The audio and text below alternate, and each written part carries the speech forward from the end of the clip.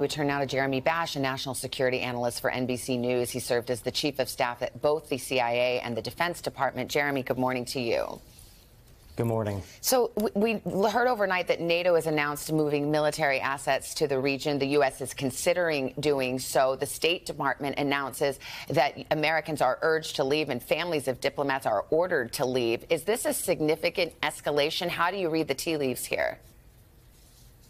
Yeah, I think this means that the U.S. government has concluded, Savannah, that an invasion of Ukraine is imminent. You don't order the families of U.S. personnel in the embassy to leave unless you believe they have to get out of harm's way. And we're encouraging all Americans to leave the country. That, combined with these military deployments within NATO and additional troops to the region, means I believe that the Biden administration has concluded that all efforts to stop Putin at this point have basically failed. There are no off-ramps. We have to get our forces postured for potential military conflict. And then how does it play out, Jeremy? What could potentially happen here?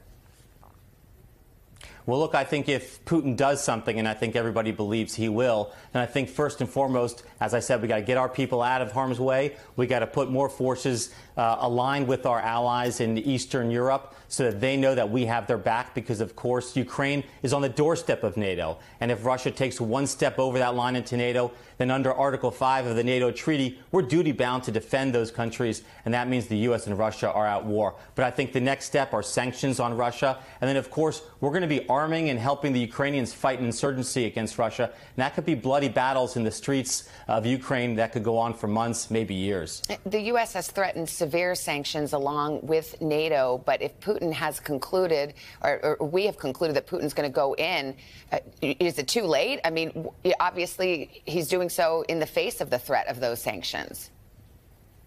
Well, it may be too late to stop him at this stage, but look, we want to prevent him from escalating once he goes in. And so I think sanctions and cyber efforts are very important to prevent Putin from going up the escalatory ladder. And those sanctions are going to hurt him. His economy is in decline. His economy is very brittle. But make no mistake, Savannah, those sanctions also could hurt European countries and American companies. And so there are going to be a lot of people coming through Washington asking for exemptions to those sanctions. And over time, those sanctions will erode. And what about NATO's alliance? There have been divisions in NATO. The president openly spoke about those divisions.